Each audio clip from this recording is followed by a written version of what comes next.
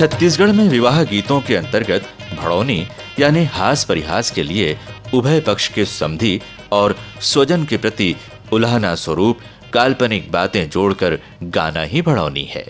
संपूर्ण वैवाहिक दस्तूरों में गीत गाने की परंपरा है। श्रृंगारिक और गंभीर गीतों के साथ हास्य रस की पूर्ति के लिए ही शायद भड़ौनी गाने को स्थान देना आवश्यक समझा गया होगा। वैसे इस अवसर पर उपस्थित हर वर्ग के लोग भड़ौनी सुनकर आनंदित होते हैं।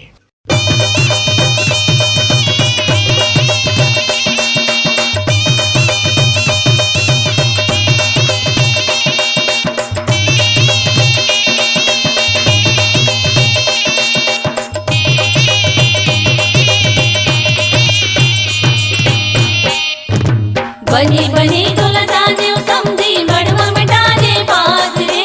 बनी बनी तोला जाने ओ समधी मड़वा में डाले बाज रे। जाला पाला लुगरा लाने ओ जरे तोरे नाक रे। जाला पाला लुगरा लाने ओ जरे तोरे नाक रे। दार करे चाउर करे लगिन ला धराए रे। दार करे चाउर करे लगिन ला धराए रे। बेटा के बिहाव करे बाजा ला डराए रे। बेटा के बिहाव करे बाजा ला डराए रे।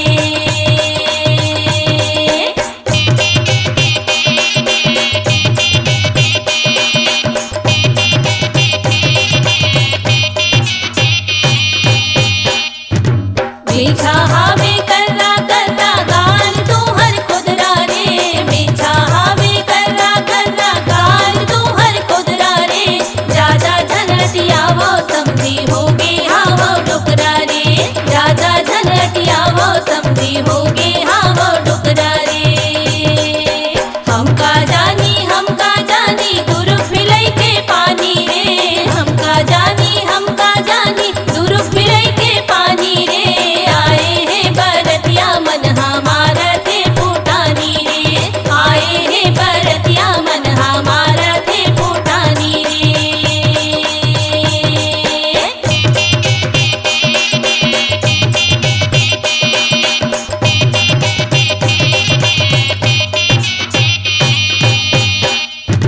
नदिया तीर के पटवा भाजी पट पट पट पट करते रे। नदिया तीर के पटवा भाजी पट पट पट पट करते रे। आए हैं बरतिया मन हाँ मट मट मट मट करते रे। आए हैं बरतिया मन हाँ मट मट मट मट करते रे। नदिया तीर के कोटनी भाजी उलवा उलवा दिखते रे। नदिया तीर के कोटनी भाजी उलवा उलवा दिखते रे। आए हैं बरतिया मन हाँ मुड़वा मुड़वा दिखते रे। आए हैं बरतिया मन हाँ मुड़वा मुड़वा दिखते रे।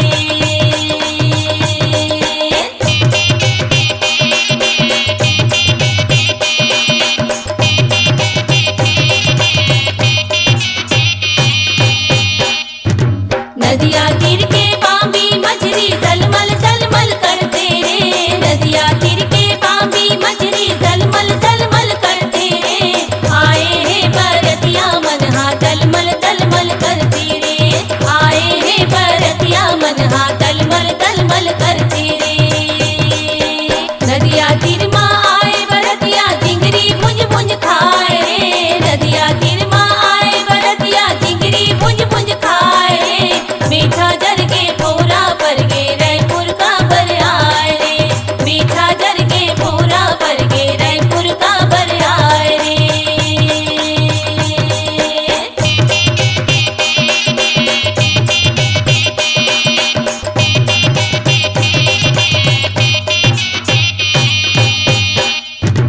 खुबसी धरे मुंगरी धरे औ धरे के वही रे। खुबसी धरे मुंगरी धरे औ धरे के वही रे। हमरे समधी मन हाँ धरे हेले वही रे। हमरे समधी मन हाँ धरे हेले वही रे। आमा जानी डोंगरगढ़ के पानी रे। आमा जानी डोंगरगढ़ के पानी रे। आए हैं बरतिया मन हमारा थे फूटानी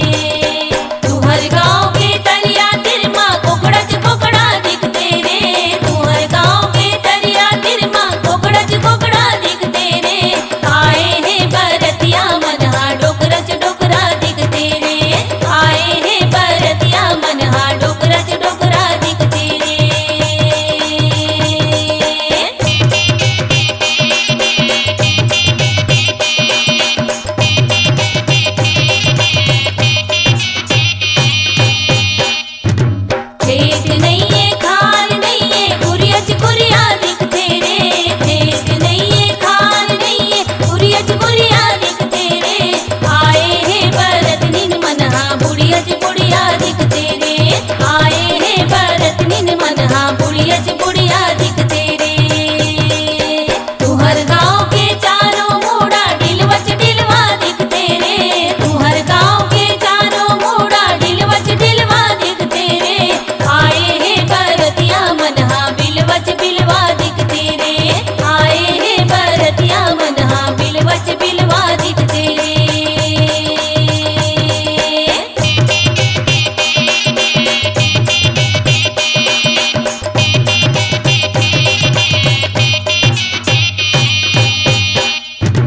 तुहर गाँव के नदिया तिरमा बारिश बारी दिखते रे। तुहर गाँव के नदिया तिरमा बारिश बारी दिखते रे। आए हैं भरत निन मनहा कारिच कारी दिखते रे। आए हैं भरत निन मनहा कारिच कारी दिखते रे। आँखी करेली बिरला बर मुँह हावे करिया रे। आँखी करेली बिरला बर मुँह हावे करिया रे। आए हैं भरतिया मनहा पहिरे चिरहा भरिया रे। आए हैं भरतिया मनहा पहिरे चिरहा भरिया रे।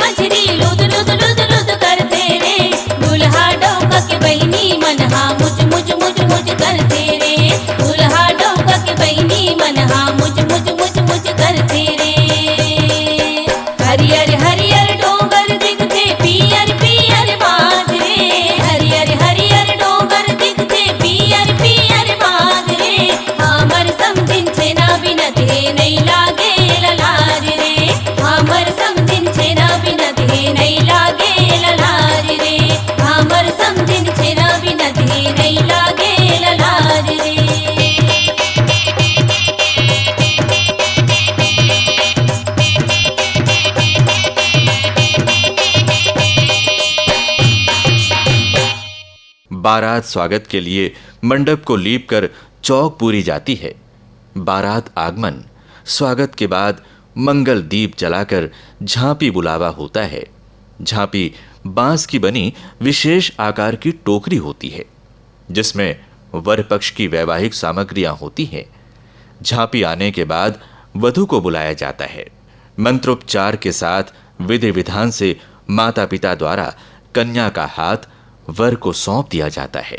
इस प्रकार दो अपरिचित मन, दो शरीर, दो परिवार अग्नि को साक्षी मानकर एक हो जाते हैं और इसी के साथ पाणी ग्रहण संस्कार संपन्न होता है।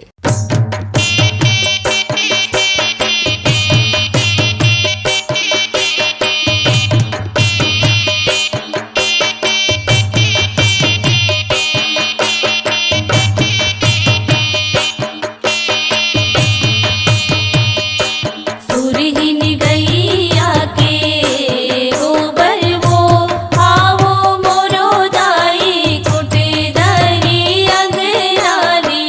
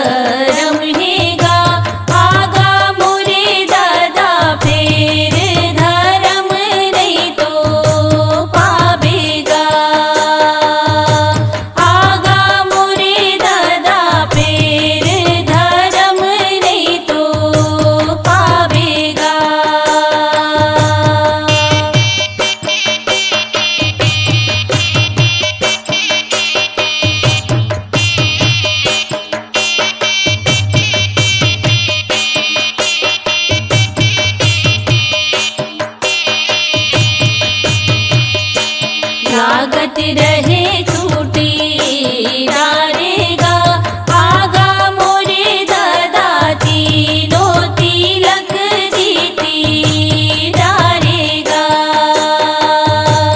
आगा मोरे दादा तीनों तिलक जीती डारेगा।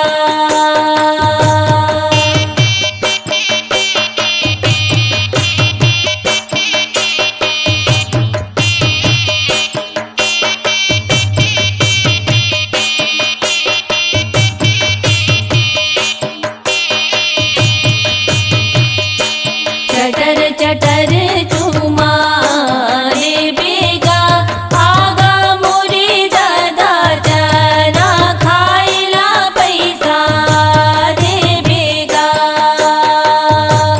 आगा मोरे दादा चना खाइला पैसा दे बेगा।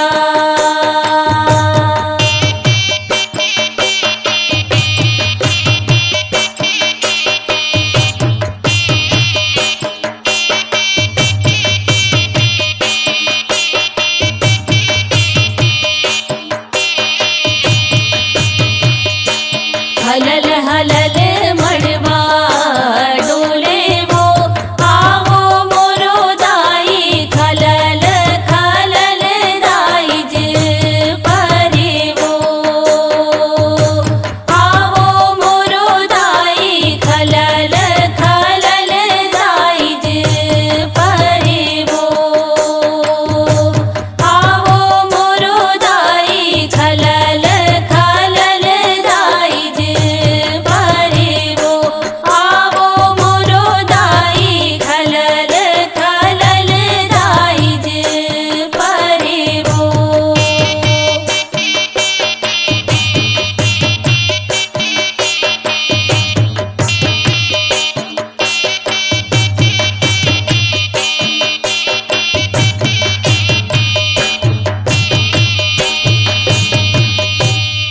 मंडप के नीचे ही वर वधू को बैठाकर उनके सामने एक बड़ी थाल या कोपरा में पानी ग्रहण के समय डाले गए पानी में वर वधू का पैर पखार कर यानी धोकर रखा जाता है। उसके साथ आरंभ होता है टिकावन का दस्तूर। उपस्थित रिश्तेदार, स्वजन और ग्रामवासी बारी बारी से आकर उस थाल में रखे जल में हाथ की उंगली डुबाकर वर वधू के पैरों में लगाते हैं। फिर हल्दी अक्षत का टीका वर वधू के माथे पर लगाकर अपनी इच्छा और हैसियत के अनुसार द्रव्य, आभूषण, गृहस्थी के लिए उपयोगी वस्तुएं भेंट स्वरूप कन्या को देते हैं। ये दस्तूर टिकावन कहलाता है।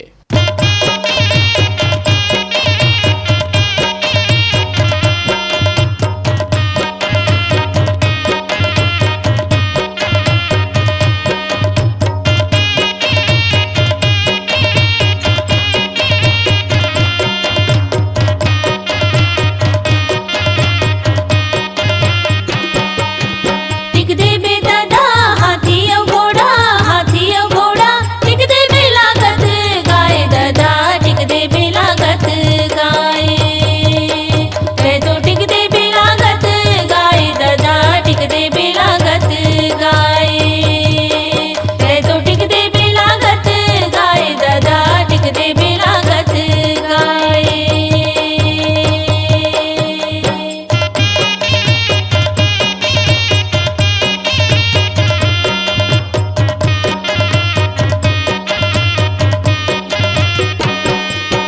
टिक देबे दाई अजहर पछर टिक देबे नौलखा हारे दाई टिक देबे नौलखा हारे कह तो टिक देबे नौलखा हारे दाई टिक देबे